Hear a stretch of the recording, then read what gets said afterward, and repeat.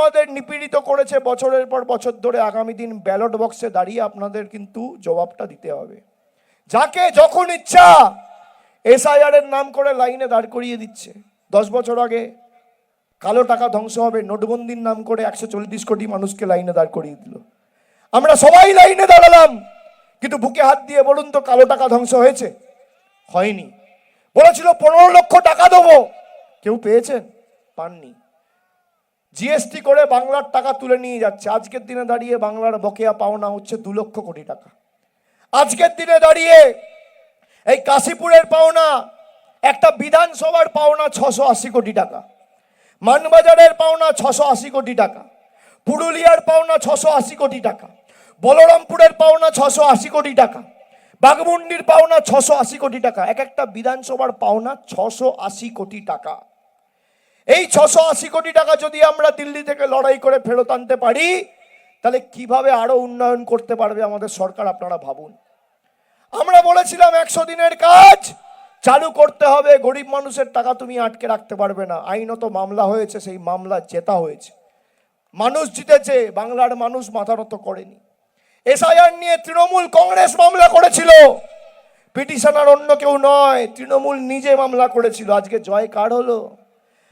আমরা বলেছিলাম লজিক্যাল ডিসক্রিপেন্সির নামে যে লিস্ট বা যে তালিকা তৈরি করা হয়েছে সেটা প্রকাশ করতে হবে। আজকে সুপ্রিম কোর্ট বলেছে শুধু প্রকাশই নয়, পঞ্চায়েত ধরে ধরে সেই তালিকা টাঙাতে হবে। তাহলে কার জয় হলো? কার জয় হলো? বাংলার মানুষের জয় হলো। তোমরা করতে চেয়েছিলেন নিজেদের কন্ডিশন অনুযায়ী এসআইআর, তোমরা এসআইআর করছো কিন্তু বাংলার মানুষের কন্ডিশন মেনে করছো। এটাই পার্থক্য বাংলা আর গুজরাটের, এটাই পার্থক্য উত্তরপ্রদেশ আর বাংলার। আমার মাটি সইবে না, ইউপি বিহার হইবে না।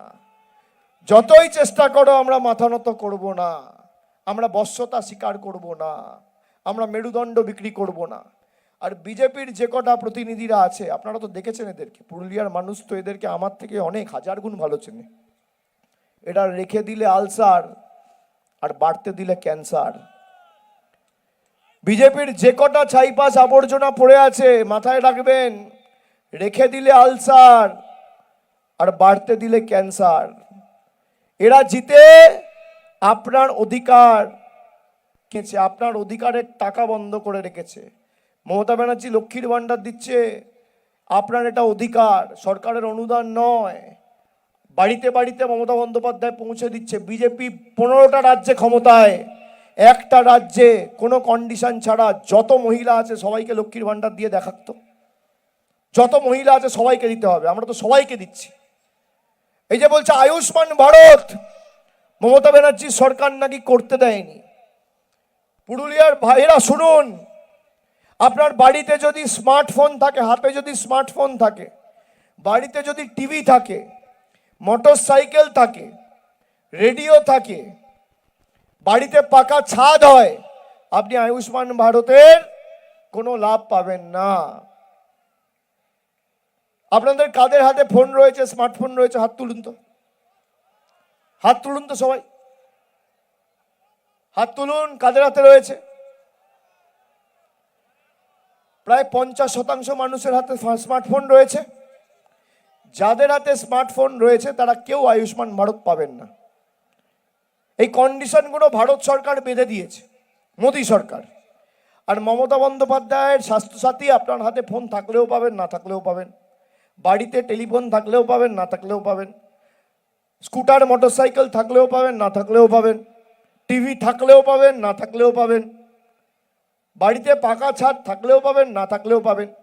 যদি বাংলায় আয়ুষ্মান ভারত করত তাহলে বাংলায় 10 কোটির মধ্যে 90 লক্ষ মানুষ আয়ুষ্মান ভারত পেত, 9 কোটি 10 লক্ষ মানুষ পেত না। আর মমতা বন্দ্যোপাধ্যায়ের স্বাস্থ্যসাথী 10 কোটি মানুষ পাচ্ছে, ছাদ থাকুক না থাকুক, মোবাইল ফোন থাকুক না থাকুক, কোনো কন্ডিশন নেই। এবার আপনারা বলুন তো আপনারা কি চান, স্বাস্থ্যসাথী না আয়ুষ্মান ভারত? এই জেলায় 28 লক্ষ মানুষকে স্বাস্থ্যসাথীতে ক্যাশলেস ট্রিটমেন্টের ব্যবস্থা করে দিয়েছে আমাদের সরকার। 10 পয়সার অবদান নেই মোদী সরকারের, 10 পয়সার। লক্ষ্মীর ভাণ্ডার দিতে সরকারকে প্রতি বছর 27,000 কোটি টাকা খরচা করতে হয়। জ্যোতির্ময় সিং মাহাতোকে বলুন যদি 10 পয়সার অবদান দেখাতে পারে, আমি রাজনীতি করব না লক্ষ্মীর ভান্ডারে। 10 পয়সার 27,000 কোটি টাকার মধ্যে। মিথ্যাবাদীদের দল, বড় বড় ভাষণ। এইবার আমাদের সকলকে ঐক্যবদ্ধ হয়ে লড়াই করতে হবে। এই লড়াই পুরুলিয়াকে জেতাতে হবে। সেই জন্যই আমরা বলেছি যতই করো হামলা, যতই করো হামলা, যতই করো হামলা,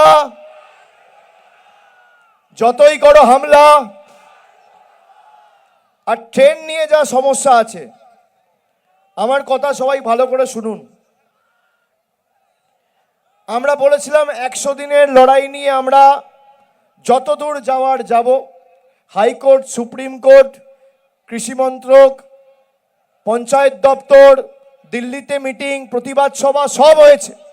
আজকে মানুষ জিতেছে। পুরুলিয়ায় নির্বাচনের ফল ঘোষণা হওয়ার 3 মাসের মধ্যে শুধু পার্লামেন্ট নয়, রেলমন্ত্রীর কাছে পুরুলিয়া থেকে 20 জনের ডেলিগেশন তৃণমূল কংগ্রেস নিয়ে গিয়ে যে রেল সমস্যাগুলো হচ্ছে তার প্রতিকার আমরা করব। বিজেপি চাক আর না চাক, আমরা কথা দিয়ে যাচ্ছি। হাওড়ায় যদি ট্রেন পৌঁছানোর কথা থাকে, যদি গন্তব্যস্থল হাওড়া হয়, তাহলে সাঁতরাগাছি নয় হাওড়াতেই ট্রেন ঢুকতে হবে। যদি রাত্রির 10টার মধ্যে ট্রেন ঢোকার কথা থাকে, তাহলে 10টার মধ্যেই ঢুকতে পারবে। আধ ঘন্টা এদিক ওদিক হতে পারে, কিন্তু সপ্তাহে 7 দিনের মধ্যে 7 দিন 10:30টায় ঢুকবো বলে রাত্রির 2টোয় ট্রেন ঢুকবে, সকাল 6টায় ঢুকবো বলে সকাল 10টায় ট্রেন ঢুকবে? এ তো হতে পারে না। মানুষের সময়ের দাম নেই। আপনারা সবাই সংঘবদ্ধ থাকুন, বাকি লড়াইটা আমরা লড়বো। আর এই ভারতীয় জুমলা পার্টিদের 50-এর গন্ডি আমরা পেরোতে দেবো না, কথা দিয়ে গেলাম। পুরুলিয়া খালি 9-0 আপনাদের করতে হবে। করবেন তো? লড়বেন তো? তৃণমূলকে জেতাবেন তো? পুরুলিয়ায় আবার সেই উন্নয়নের কর্মযজ্ঞ চালু করবেন তো?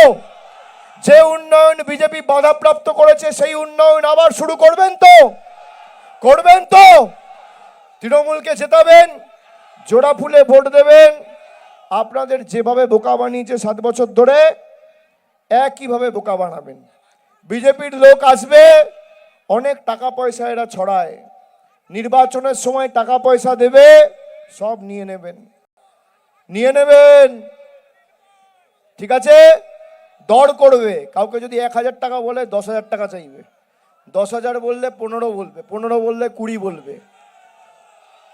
পদ্ম ফুলের থেকে টাকা নেবে আর জোড়া ফুলে ভোট দেবে। যখন ব্যালট বাক্স খুলবে, পদ্ম ফুলের নেতারা যেন চোখে সর্ষে ফুল দেখে, এটা সুনিশ্চিত করতে হবে। করবেন?